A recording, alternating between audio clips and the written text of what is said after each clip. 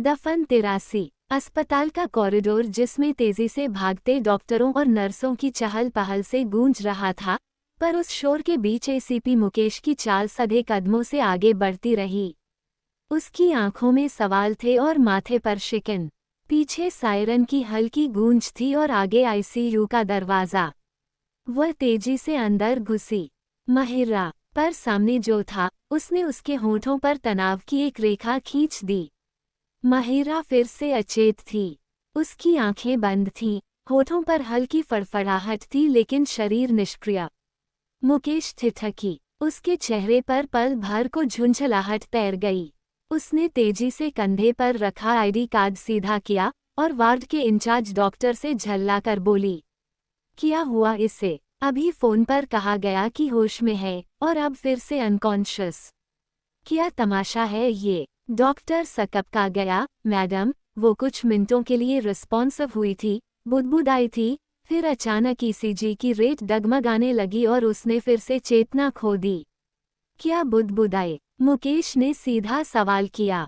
Doctor झिझकते हुए बोला, कुछ अजीब से शब्द पर कुछ समझ नहीं आया। एसीपी मुकेश का चेहरा अब सख्त हो गया था। वह धीमे कदमों से बेड की ओर बढ़ी और माहिरा के चेहरे को देखा। वहाँ एक अजीब खामोशी तैर रही थी, जैसे कोई ऊर्जा उसके भीतर अब भी सक्रिय हो।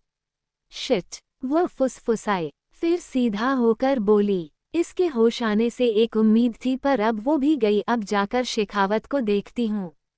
वो अब बाहर निकलती है लेकिन एक बार फिर मुड़कर देखती है, फिर उसकी दृष्टि माहिरा के चेहरे पर टिक गई। अब चाहे तुम होश में न भी आओ पर मैं सब कुछ पता करके रहूंगी। माहौल में एक गहन सन्नाटा छा गया। मशीनों की बीपिंग, माहिरा की धीमी सांसें और एसीपी मुकेश का ठंडा, सतर्क हृदय, जो अब धीरे धीरे एक और स्तर पर उतरने को तैयार हो रहा था। अब वह शेखावत से मिलने ऊपर की मंजिल की ओर जा रही थी। अस्पताल की चौथी मंजिल का कॉरिडोर अब पहले से ज्यादा शांत था। दीवारों की सफेदी और फ्लोरेसेंट लाइट्स की हल्की झिलमिलाहट उस सन्नाटे को और भी भारी बना रही थी। लेकिन एसीपी मुकेश के कदम तेज थे, उसकी चाल में अब केवल संदेह नहीं, बल्कि जल्दबाजी थी। जैसे ही वह मेडिकेयर सेक्शन के सामने पहुंची, वहां खड़ी एक नर्स झिझकते हुए आगे आई। मैडम, उसका स्वर धीमा था, जैसे कोई भारी बात कहने जा रही हो। हाँ, मुकेश ने उसकी तरफ देखा। अब तक उसकी आंखों में झुंझलाहट तैर रही थी।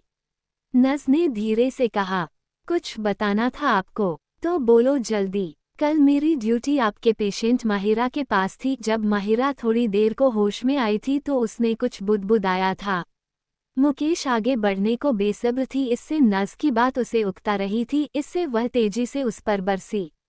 हाँ पता है, और इसके अलावा कुछ बताने को हो तभी बोलना, समझी। नर्स थोड़ी हकबका गई थी पर बताने को व्यग्र होती वह जल्दी से कहती है, जी मैडम, वो जो बुदबुदाई थी डॉक्टर समझ नहीं पाए और चले गए, पर मुझे लगा कुछ महत्वपूर्ण है तो मैंने उसका वीडियो रिकॉर्ड कर लिया। मुकेश का चेहरा एक पल को स्थिर हो गया। क्या कहा उसने? मैडम, मैं आपको दिखा देती हूँ। नर्स ने मोबाइल निकाला, एक वीडियो प्ले किया। वीडियो में माहिरा का चेहरा धुंधला था, पर आवाज रिकॉर्ड साफ थी। उसकी सांसें तेज चल रही थीं और आवाज टूटती बनती लेकिन अर्थ देने वाली थी। माहिरा के होठ फिर से हिले, बहुत धीमे, बहुत अस्पष्ट, आ रहा है। मुकेश ठिठकी। उसकी रीढ़ की हड्डी में सिहरन दौड़ गई। वो उसे गौर से देखती बुदबुदाए, किसकी बात कर रही है? कौन आ रहा है? अब एसीपी मुकेश के चेहरे पर कोई गुस्सा नहीं था, केवल एक भयावह आशंका थी। फिर माहिरा की आवाज कांपती है, द्वार खुल न। वीडियो खत्म होता है। मुकेश की उंगलियां मोबाइल स्क्रीन पर जकड़ गईं। वो एकदम से मुड़ी और मोबाइल निकालकर कॉल मिलाते हुए बुदबुदाए, रघुवीर, तुरंत फोर्थ फ्लोर में आओ। मुकेश के कहते अगले कुछ पल में रघुवीर उसके सामने खड़ा था, जिसके हाथ में नर्स का मोबाइल देती हुई मुकेश कहती है, इसमें ये वाला वीडियो मेरे नंबर पर भेजो और इसके मोबाइल से डिलीट करो। जी मैडम। नर्स चुपचाप खड़ी रही। मुकेश अब फिर बाहर निकलने लगी लेकिन दोबारा पीछे मुड़ती हुई कहने लगी, रघुवीर, इसके बाद जॉन को ढूंढो और हॉस्पिटल की निगरानी दोगुनी करो। अपनी बात कहकर वह झटके से मुड़ी और तेजी से वार्ड की ओर बढ़ गई जहां शेखावत रखा गया था। जैसे ही एसीपी मुकेश अपने सधे हुए कदमों के साथ आईसीयू के विशेष केबिन में दाखिल हुई, वहां की हवा में एक असहज नमी थी। हल्का सा डिसइंफेक्टेंट का गंध और मशीनों की धीमी बीपिंग ध्वनि। माहौल बिल्कुल वैसा था जहां शरीर तो जागता है पर आत्मा कहीं और अटकी होती है। शेखावत बिस्तर पर लेटा था। ऑक्सीजन नली अब हटा दी गई थी, लेकिन कलाई पर डिवाइस अब भी लगी थी। जैसे ही मुकेश भीतर पहुंची, वह मुस्कुराया। एसीपी साहिबा, कैसी है आप? मुकेश ने एक कुर्सी खींचकर बिल्कुल सामने बैठते हुए कहा। ये तो मुझे पूछना था। चलो, फालतू बात का वक्त नहीं है। शेखावत, बताओ तुम बेहोशी में कैसे पहुंचे? क्या देखा था वहां? और अनिकेत कहाँ है? शेखावत हल्के से कंधे उचकाए। मुझे ज्यादा कुछ याद नहीं मैम। अचानक सांस घुटने लगी और बस मेरी आंखें बंद हो गईं। जब खुली तो यही था। मुकेश ने उसकी आंखों में सीधे देखा। सुन शेखावत, तू न पुराना अफसर है, ऊपर से सस्पेंड, लेकिन अगर तूने आज भी गोलमोल जवाब दिए तो मैं तुझे भी संदिग्ध मानकर लॉक करवा दूंगी, समझे? शेखावत थोड़ी देर चुप रहा, फिर सामान्य होने की कोशिश की। देखिए, मैं आपको झूठ क्यों बोलूंगा? माहौल अजीब था। धूल, आवाजें, शायद गैस थी, और फिर मेरा ब्लड प्रेशर शायद लो हो गया। शेखावत की बात सुनते मुकेश ने फाइल खोली और सामने रख दी। ये देखो, तुम्हारी ईसीजी, ब्रेन वेव रिपोर्ट और सेंसर लॉग साफ दिखता है कि तुम्हारी चेतना सामान्य बेहोशी जैसी नहीं थी, और जिस वक्त तुम बेहोश हुए उसी समय अनिकेत गायब हुआ। तो अब बताओ, अनिकेत कहाँ है?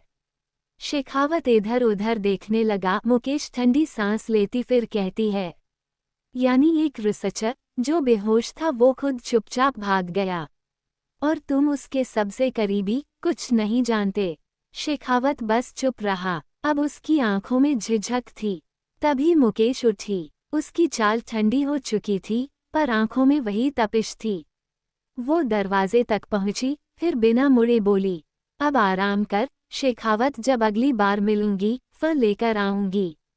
और वह तेजी से बाहर निकल गई, जहां उसके कदमों की आहट अस्पताल के पूरे गलियारे में गूंज रही थी। रात का वक्त था।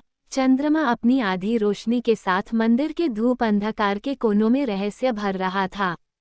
चारों ओर एक रहस्यमयी नमी थी, और दीपक की हल्की लौ पत्थर की दीवारों पर कंपन कर रही थी। वहीं अंदर एक पुरानी कोठरी में दो आकृतियां थीं। काशी की वो रात, चंद्रमा की चांदनी जब युवक के कक्ष की खिड़की से भीतर उतर रही थी, वहां सन्नाटा नहीं था, वहां दो धड़कनों की सम्मिलित नमी थी। युवती आज पहली बार उस दूरी को पार कर चुकी थी जो वर्षों से उसके और उस युवक के बीच खड़ी थी। उसके हाथ कांपते हुए युवक की हथेली में समा गए। तुम्हारे लिए सब कुछ छोड़ सकती हूँ, उसने कहा। आंखों में आंसू और आत्मसमर्पण दोनों चमकने लगे। युवक अपनी पुष्ट बाहों में भरे कुछ पल उसे देखता रहा। ये प्रेम था, निष्कलंक और पूर्ण। पर युवक के लिए ये सिर्फ प्रेम नहीं, एक प्रयोजन था। उसकी उंगलियां युवती की खुली पीठ पर ठहरी, लेकिन उस स्पर्श में जितना अपनापन था उतना ही रहस्य भी। उस रात चंद्र की छांव में दो शरीर नहीं, दो नियतियां एक दूसरे से गुंथी थीं। एक जो समर्पण का प्रतीक थी, और एक जो शक्ति को अपने लक्ष्य तक लाने के लिए उस समर्पण का उपयोग कर रहा था। काफी समय तक वे प्रेमालाप में डूबे रहे। युवती के होठों पर शांति थी।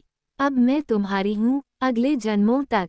लेकिन युवक की आंखें किसी दूर के द्वार की ओर देख रही थीं, जहां प्रेम नहीं, प्राप्ति की आग जल रही थी। युवती एक रेशमी साड़ी में थी, माथे पर चंदन, आंखों में अधूरा अनुराग और हृदय में एक ऐसा प्रेम जिसे उसने कभी किसी से कह नहीं पाया था। लेकिन आज युवक के पास बैठी वह कुछ और नहीं, बस प्रेम थी। युवती धीरे से उसके और पास आई और हल्के स्वर में कहा, तुम जानते हो, जब भी मैं तुम्हें देखती हूँ मेरे भीतर कुछ ऐसा जागता है जो शब्दों में नहीं ढल सकता। युवक दीवार की ओर देख रहा था, मानो किसी और विचार में डूबा हो। युवती की आंखें चमक रही थीं, लेकिन शब्द धीमे और सधे हुए थे। मैंने तुम्हारे लिए हर सीमा पार की है, पर मेरे लिए सिर्फ तुम थे और आज भी हो। युवक अब उसकी ओर मुड़ा, हल्की मुस्कान लिए। उसने अपना वस्त्र थोड़ा ठीक किया। युवक ने धीमे स्वर में कहा, तुम्हारा प्रेम मेरे लिए सम्मान है। युवती ने उसका हाथ पकड़ लिया। उसकी हथेलियां कांप रही थीं, लेकिन भावनाएं दृढ़ थीं। अगर मुझे मौत भी आएगी, तो भी अगले जन्म में मैं तुम्हें ही पाना चाहूंगी। मैं तुमसे इतना प्रेम करती हूँ कि तुम्हारे लिए सब कुछ छोड़ सकती हूँ, यहाँ तक कि इस दुनिया को भी। उसका सिर युवक के सीने से लग चुका था। एक शांत आंसू उसकी पलकों से टपक कर शरण की शॉल को भिगो गया। युवक ने उसका सिर सहलाया, लेकिन उसका चेहरा कठोर हो चला था। उसकी आंखें प्रेम में नहीं, किसी गहरे उद्देश्य में डूबी थीं, पर मुख पर अब भी कोमलता थी। युवती मुस्कुराई, जैसे उसे यकीन हो गया कि उसका प्रेम स्वीकार हो चुका है। कहानी आगे जारी रहेगी। कहानी पसंद आने पर लाइक करें, सब्सक्राइब करें और अपने मित्रों से साझा करना न भूलें। धन्यवाद।